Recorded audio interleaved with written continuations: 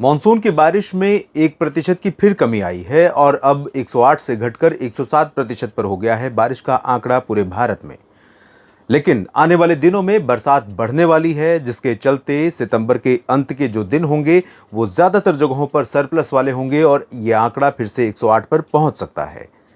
नमस्कार, आप देख रहे हैं मौसम तक चैनल पर अगले 3 दिनों के मौसम पूर्वानुमान का ये बुलेटिन। मैं हूं देवेंद्र त्रिपाठी। आज 22 सितंबर है।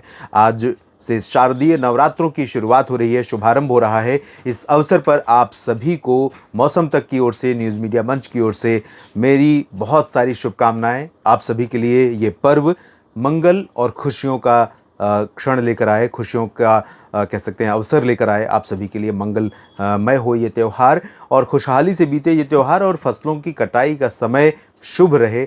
मौसम की तरफ से कोई आपदा ना हो। साइक्लोन की आशंका जताई जा रही है, लेकिन मैं कामना करता हूं कि साइक्लोन ना आए, ना बने साइक्लोन तो ही बेहतर है, क्योंकि अब फसलें परिपक्व होने की अवस्था में हैं और ऐसे में अगर नुकसान होता है तो किसानों पर एक तरह से पहाड़ टूट पड़ता है। क्योंकि कितना भी बीमा लेकर आप रखें, पहली बात तो उसका सही से भुगतान नहीं हो रहा है। ऐसी शिकायतें आप में से बहुत सारे किसानों ने कमेंट बॉक्स में लिखा था, और जो मिलता भी है वो उतना पर्याप्त नहीं होता जितना नुकसान होता है।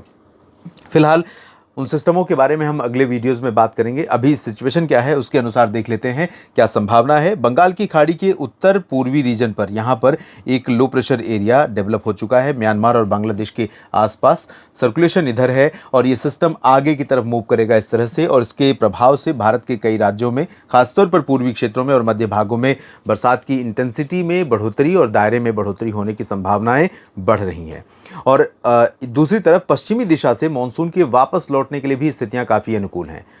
पंजाब और हरियाणा के कुछ और भागों, चंडीगढ़, दिल्ली से भी हो सकता है कि अगले 2-3 दिनों के भीतर ही, अगले 2-3 दिनों के भीतर दिल्ली सहित राजस्थान के कुछ और भागों और उत्तर पश्चिम भारत के बाकी हिस्सों से मानसून वापस लौट जाए, क्योंकि इन सभी भागों में कई दिनों से लगातार पश्चिमी दिशा की शुष्क हवाएं चल रही हैं, जिसके कारण आसमान पूरी तरह से साफ हो चुका है, बरसात बंद है। और यहाँ पर जब पूर्वी हवा या मानसूनी हवा नहीं पहुँचेगी तो मानसून की विड्रॉल लाइन पीछे खिसक जाएगी।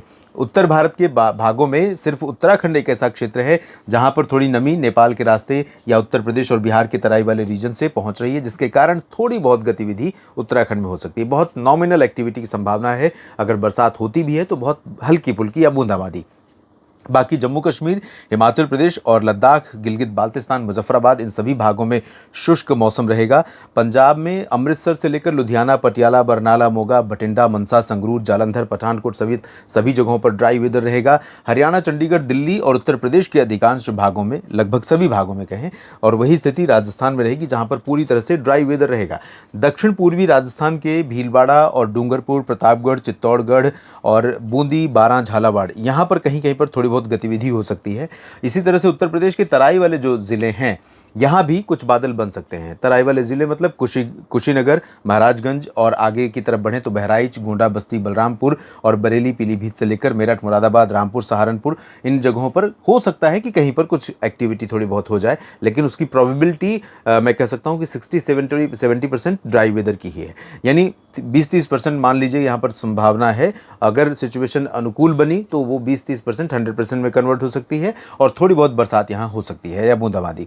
इधर बिहार में ड्राई वेदर सभी जगहों पर रहेगा, लेकिन बिहार के ऊपर हवाओं का रुख बदलेगा। इस सिस्टम के कारण थोड़ा सा प्रभाव बढ़ेगा।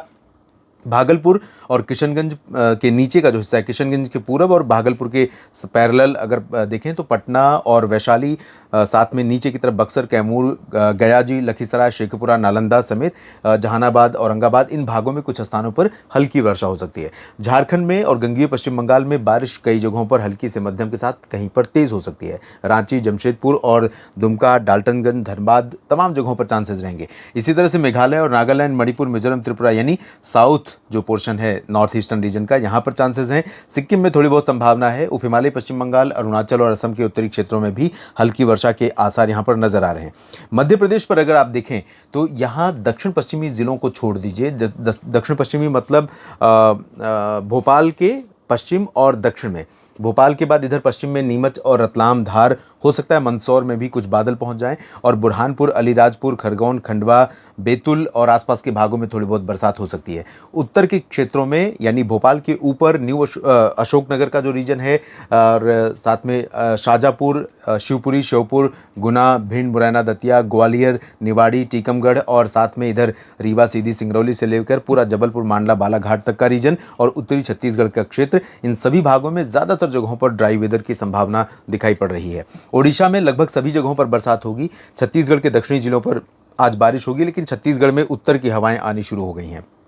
यहाँ पर ओडिशा और छत्तीसगढ़ के ऊपर दो विपरीत दिशा की हवाएं आपस में मर्ज होंगी, जिसकी वजह से यहाँ पर कुछ इलाकों पर काफ़ी घने बादल बन सकते हैं और एक्टिविटी तेज़ हो सकती है। इसी तरह से आप देखें तो अरब सागर की हवा जो यहाँ ऊपर जा रही है वो टर्न हो रही है वापस और इसमें ड्राई विंड्स भी ऐड हो रही है। तो यहाँ पर भी ये एक पोर्शन हो सकता है दक्षिण पश्चिमी मध्य प्रदेश, इससे सटा हुआ गुजरात का क्षेत्र और महाराष्ट्र के मध्य तथा कोंकण, गोवा के उत्तरी रीजन, जिसमें यहाँ पर अगर हम देखें तो सोमनाथ और भावनगर से लेकर अहमदाबाद, अरवली, महिसागर, मोडासा समेत सूरत, वलसाड़, नवसारी, डांग, तापी, भरूच और नंदुरबार, धुले, नासिक, जलगांव समेत उत्तरी मध्य महाराष्ट्र के रीजन, पालघर, मुंबई और संभाजी नगर से लेकर ये नांदेड़, बीड़, जालना, हिंगोली और आसपास के तमाम जगहों पर, लातूर में भी हल्की से मध्यम बौछारों के बीच कहीं पर मध्यम से तेज वर्षा हो सकती है। मराठवाड़ा, मध्य महाराष्ट्र, कोंकण, गोवा में और विदर्भ में हल्की वर्षा के बीच कहीं पर मध्यम बौछारें गिर सकती हैं।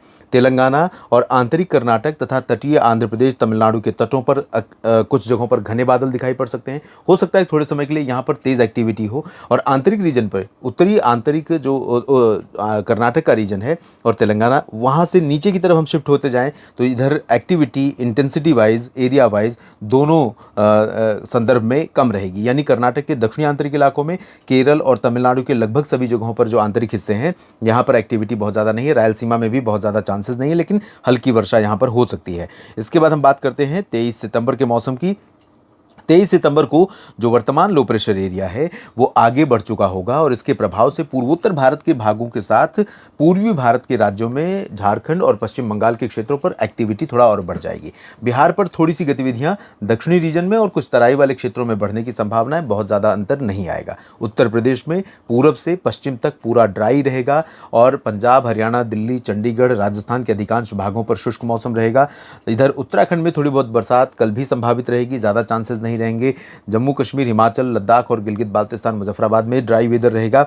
मध्य भारत में महाराष्ट्र और मध्य प्रदेश पर एक्टिविटी कई जगहों पर होगी। छत्तीसगढ़ पर भी थोड़ा सा एक्टिविटी बढ़ सकती है, इनहेंस हो सकती है। दायरा नहीं बढ़ेगा लेकिन इंटेंसिटी बढ़ सकती है इस सिस्टम के आगे आने से और वही स्थिति ओडिशा में रहेगी। आंध्र प्रदेश के तटों और तमिलनाडु के तटों पर पंबन, पुदुचेरी, चेन्नई, मछलीपट्टनम, बापतला, विशाखापट्टनम, कलिंगापट्टनम यानी उत्तरी तटीय तमिलनाडु से लेकर पूरा आंध्र प्रदेश का तटवर्ती हिस्सा, पश्चिमी घाट पर थोड़ी बारिश बढ़ेगी। उत्तरी आंतरिक कर्नाटक में बारिश बढ़ेगी और तेलंगाना में थोड़ी बहुत बरसात बढ़ सकती है।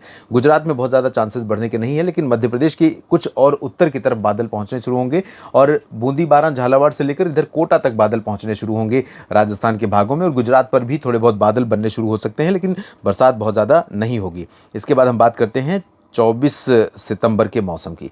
दोस्तों 24 सितंबर को आप देखिए इस सिस्टम का इम्पैक्ट बिहार और पूर्वी उत्तर प्रदेश के भागों पर फिर से शुरू होगा।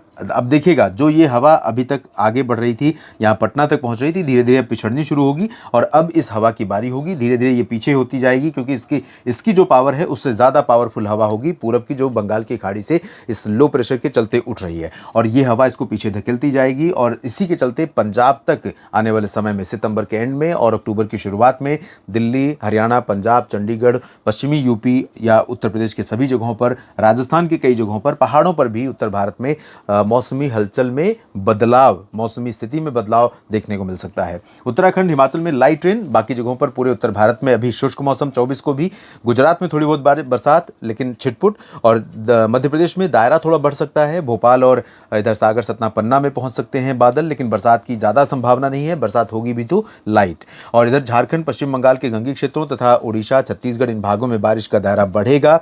हवा के साथ बरसात होगी और हवा के साथ अगर मध्यम बरसात हो गई तो इससे चलते यहाँ पर नुकसान हो सकता है। पूर्वोत्तर में अच्छी बरसात होगी, तटों पर यहाँ बारिश जारी रहेगी और आंतरिक इलाकों पर थोड़ा सा इंटेंसिटी कम हो रही है, लेकिन हवा तेज चलेगी। मुंबई, पालघर से लेकर ये जो त्रिवेंद्रम तक का रीजन है, तटीय क्षेत्र, यहाँ पर बरसात होगी अच्छी और महाराष्ट्र के आंतरिक इलाकों पर भी बरसात का क्रम लगातार बना रहेगा। इस बुलेटिन में अभी इतना ही। आप बने रहिए मेरे साथ मौसम तक और न्यूज़ मीडिया मंच पर। जानकारियाँ ठीक लगे तो वीडियो को लाइक और शेयर करिएगा, कमेंट सेक्शन में अपनी बात लिखिए और चैनल को सब्सक्राइब नहीं किया है तो आप बन जाइए सब्सक्राइबर, ताकि बने रहें हम लोग एक दूसरे के साथ और अपडेट मौसम का जो आपके लिए लेकर आऊँ आप तक पहुँचे। इसके लिए बेल आइकन पर भी क्लिक कर दीजिएगा। धन्यवाद।